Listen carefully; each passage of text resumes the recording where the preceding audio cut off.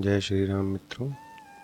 जैसा कि मैंने रामायण अवश्य सुने पार्ट 5 में बताया था कि भरत किस प्रकार राम, सीता और लक्ष्मण को मनाने के लिए वन में जाते हैं, परंतु अपने उस प्रयास में असफल हो जाते हैं और उन्हें वापस अयोध्या अकेले ही लौटना पड़ता है। अब भरत अयोध्या लौट चुके थे, नगरवासी भी उनके साथ ही वापस आ गए थे। उनके साथ जो सेना गई थी, धूल उड़ाती हुई, हताश और निराश वापस आ चुकी थी। सारा कोलाहल, सारा उत्साह थम सा गया था। 2 दिन बाद चित्रकूट की परिचित शांति लौट आई। पक्षियों की चहचहाहट फिर सुनाई पड़ने लगी थी। हिरन कुलाचे भरते हुए बाहर निकल आए थे। राम पर्णकुटी के बाहर एक शिलाखंड पर बैठे थे, एकदम अकेले। वे विचार मग्न थे, कुछ सोचते हुए। चित्रकूट अयोध्या से केवल 4 दिन की ही दूरी पर था। लोगों का आना जाना लगा रहता था। वे प्रश्न पूछते थे, राय मांगते थे। राजकाज में हस्तक्षेप की तरह यह होता था। चित्रकूट सुंदर सुरम्य था, शांत था, पर राम वहाँ से दूर चले जाना चाहते थे। उन्होंने मन बना लिया, चित्रकूट में अब नहीं रहना चाहिए, क्योंकि लगातार उनसे मिलने के लिए लोग आया करते थे। इसका एक कारण और भी था। वहाँ रहकर तपस्या करने वाले ऋषि मुनियों का निर्णय। राम लक्ष्मण ने उस वन से राक्षसों का सफाया कर तो दिया था, अब वहाँ रहने का कोई औचित्य नहीं रह गया था। अब तपस्या में कोई बाधा भी नहीं थी। ऋषि मुनि बिल्कुल निर्भय होकर अपना तपस्या पूरी किया करते थे। लेकिन मुनिगण वन छोड़ना नहीं चाहते थे। वे नहीं चाहते थे कि राम और लक्ष्मण वहाँ से जाएं। कुछ राक्षस मायावी थे। जब वे आते थे तो राम लक्ष्मण ही उनकी रक्षा किया करते थे। मुनियों के यज्ञ में बाधा डालने का ही काम था उनका। सारे राक्षस यही किया करते थे। राम, लक्ष्मण और सीता मुनि अत्रि से विदा लेकर वहाँ से एक दिन चल ही पड़े और वे दंडक वन की ओर जाने लगे। चित्रकूट उन्होंने छोड़ दिया। दंडकारण्य घना था, पशु पक्षियों और वनस्पतियों से भरा हुआ था। इस वन में अनेक तपस्वियों के आश्रम थे, लेकिन राक्षस बहुत ज़्यादा थे, वहाँ भी बहुत कम नहीं थे। वे ऋषि मुनियों को कष्ट देते थे।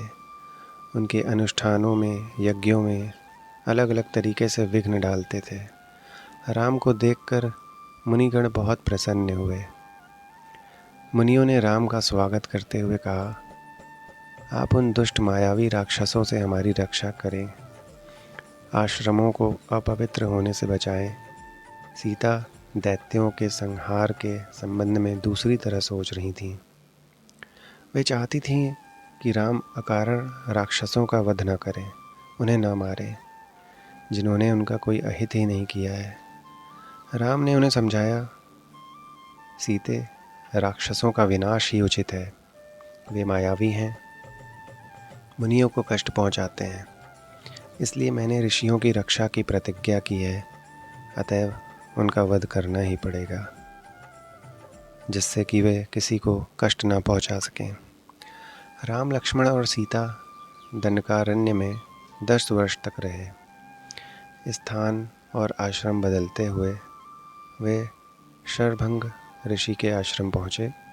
आश्रम में बहुत कम तपस्वी बचे थे। सभी निराश थे।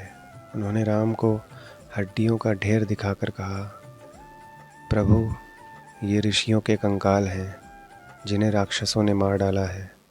अब यहाँ रहना असंभव है। सुतीक्ष्ण मुनि ने भी राम को राक्षसों के अत्याचार की कहानी सुनाई। मुनि ने ही राम को अगस्त ऋषि से भेंट करने की सलाह दी। विंध्याचल पर्वत पार करने वाले वह पहले ऋषि थे। मुनि ने राम को गोदावरी नदी के तट पर जाने को कहा। उस स्थान का नाम पंचवटी था। वनवास का शेष समय दोनों राजकुमारों और सीता ने वहीं बिताया। पंचवटी के मार्ग में राम को एक विशालकाय गिद्ध मिला जिसका नाम था जटायु। सीता उसका स्वरूप देखकर डर गई। लक्ष्मण ने उसे मायावी राक्षस समझा। वे धनुष उठा ही रहे थे कि जटायु ने कहा, हे राजन, मुझसे मत डरो, मैं तुम्हारे पिता का मित्र हूँ। वन में तुम्हारी सहायता करूँगा। आप दोनों बाहर जाएंगे तो सीता की रक्षा करूँगा। राम ने जटायु को धन्यवाद दिया, उन्हें प्रणाम करके आगे बढ़ गए। पंचवटी में लक्ष्मण ने बहुत ही सुंदर कुटिया बनाई थी। मिट्टी की दीवारें खड़ी की, बांस के खंभे लगाए, कुश और पत्तों से छप्पर डाला। कुटिया ने उस मनोरम पंचवटी को और सुंदर बना दिया। कुटी के आसपास पुष्पलताएं थीं, हिरण घूमते थे, मोर नाचते थे। इस बीच राम राक्षसों का निरंतर संहार करते रहे। वे जब भी आश्रमों पर आक्रमण करते, राम लक्ष्मण उन्हें मार देते थे। उन्होंने सीता को पकड़ लेने वाले राक्षस विराध को मारा। वन से राक्षसों का अस्तित्व लगभग मिटा ही दिया। तपस्वी शांति से तप करने लगे। एक दिन राम और लक्ष्मण सीता जी के साथ कुटी के बाहर बैठे हुए थे। लता कुंजों को निहार रहे थे, उनके सौंदर्य पर मुग्ध हो रहे थे। तभी लंका के राजा रावण की बहन शूर्पणखा वहाँ आई। राम को देखकर वह उन पर मोहित हो गई। स्वयं को पानी में देखा और अपना विकृत चेहरा मुंह पर झुर्रियाँ। वह बूढ़ी थी, पर राम के मोह में इतनी आसक्त हो गई थी, उन्हें पाना चाहती थी। अतः उसने माया से एक सुंदर स्त्री का रूप बना लिया और राम जी के पास पहुंच गई। उनसे बोली, हे रूपराज, मैं तुम्हें नहीं जानती पर तुमसे विवाह करना चाहती हूँ। क्या तुम मेरी ये इच्छा पूरी करोगे? श्री राम कहाँ सुनने वाले थे। शूर्पणखा ने श्री राम से कहा, अपनी पत्नी स्वीकार करना मुझे। राम मुस्कुराए और लक्ष्मण की ओर देखा। अपना परिचय दिया उन्होंने और बताया, सीता की ओर संकेत करते हुए, ये मेरी पत्नी है, मेरा विवाह हो चुका है। राम शूर्पणखा को पहचान गए थे, फिर भी उन्होंने उसका परिचय पूछा। शूर्पणखा ने झूठ नहीं बोला, सच सच बताया कि वह रावण और कुंभकर्ण की बहन है और अविवाहित है। राम के मना करने के बाद वह लक्ष्मण के पास गई। लक्ष्मण ने कहा, मेरे पास आने से तुम्हें कुछ नहीं मिलेगा देवी, मैं राम का दास हूँ। मुझसे विवाह करके तुम दासी बन जाओगी। लक्ष्मण ने शूर्पणखा को पुनः राम के पास भेज दिया। दोनों भाइयों के लिए यह खेल हो गया। शूर्पणखा उनके बीच भागती रही। अतः अंततः वो क्रोध में आ गई और उसने सीता पर झपट्टा मारा। सोचा कि राम इसी के कारण विवाह नहीं कर रहे हैं, इसी को मैं ख़त्म कर देती हूँ। लक्ष्मण तत्काल उठ खड़े हुए, तलवार खींची और उसके नाक कान काट दिए। खून से लथपथ शूर्पणखा वहाँ से रोती और बिलखती हुई भागी। अपने भाई खर और दूषण के पास पहुँची।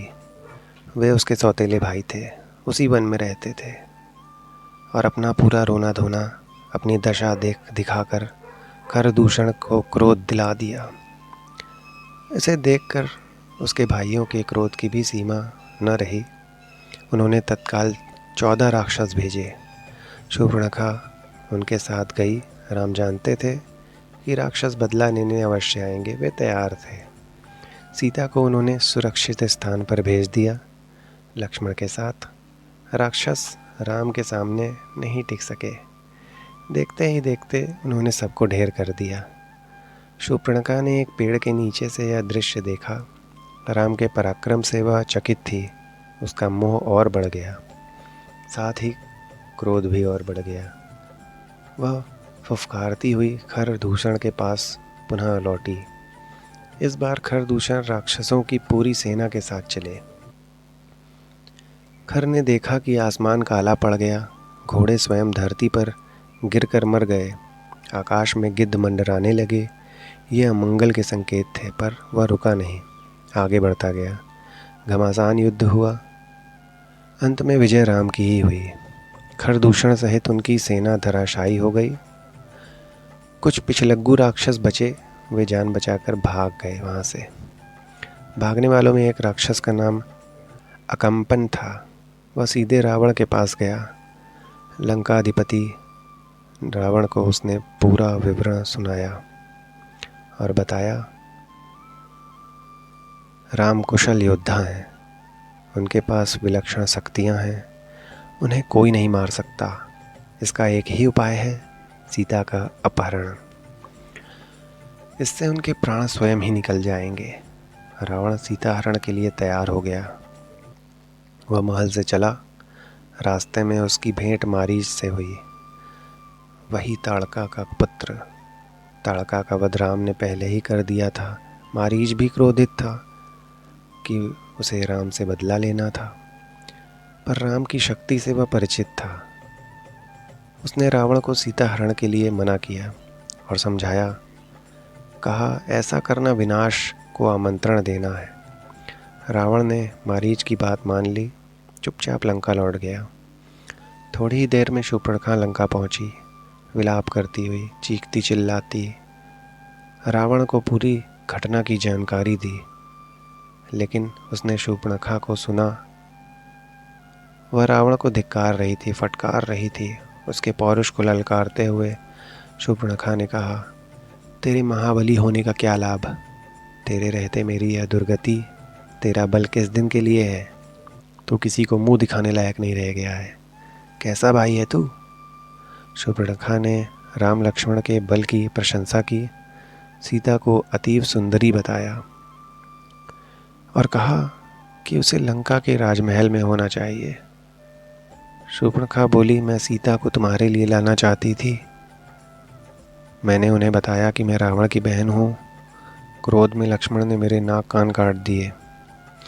रावण फिर मारीच के पास पुनः गया। खरदूषण की मृत्यु से वह कुछ घबराया हुआ था। रावण ने मारीच से मदद मांगी। मारीच चाहता था कि रावण सीता हरण का विचार छोड़ दे, पर इस बार रावण ने उसकी नहीं सुनी।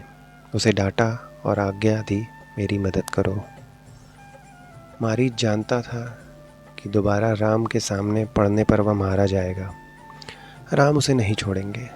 रावण मारीच के मन की बात भांप गया। उसने क्रोध में भरकर कहा, वहाँ जाने पर हो सकता है राम तुम्हारे प्राण ले लें, लेकिन न जाने पर मेरे हाथों तुम्हारी मृत्यु निश्चित है। विवश होकर मारीच को रावण का आदेश मानना पड़ा। आखिर मरना दोनों ही तरफ से था उसे, या तो रावण के हाथों या तो राम के हाथ। रथ पर बैठकर रावण और मारीच पंचवटी पहुँचे। कुटी के निकट आकर मायावी मारीच ने सोने के हिरण का रूप धारण कर लिया। कुटी के आसपास घूमने लगा। रावण एक पेड़ के नीचे छिपा था। उसने तपस्वी का वेश धारण कर लिया था। सीता उस हिरण पर मुग्ध हो गई। उन्होंने राम से उसे पकड़ने को कहा। श्री राम को कुछ संदेह सा हुआ। वन में सोने का हिरण? लक्ष्मण बड़े भाई की बात से सहमत थे, पर सीता के आग्रह के आगे उनकी एक न चली। सीता की प्रसन्नता के लिए राम हिरण के पीछे चले गए। उन्होंने सोचा, वन में इतने समय के प्रवास के दौरान सीता ने कुछ भी नहीं मांगा, उनकी यह इच्छा अवश्य पूरी करनी चाहिए। जय श्री राम मित्रों, अगर आपको यह कहानी अच्छी लगी हो तो इसे लाइक, सब्सक्राइब और शेयर करें इस चैनल को। आगे की कहानी अगले पार्ट में सुनाऊंगा। धन्यवाद।